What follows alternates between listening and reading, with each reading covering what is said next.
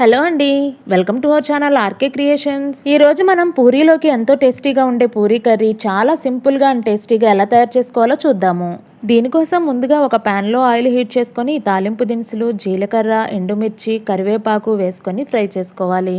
ఇప్పుడు పచ్చిమిర్చి కూడా వేసి వేయించుకోవాలి. తాలింపు బాగా వేగిన తర్వాత సన్నగా పొడవుగా కట్ చేసుకున్న ఉల్లిపాయలు వేసి వేయించుకోవాలి. ఉల్లిపాయలు వేగేటప్పుడు కొంచెం పసుపు, ఉప్పు వేసుకొని వేయించుకోవాలి.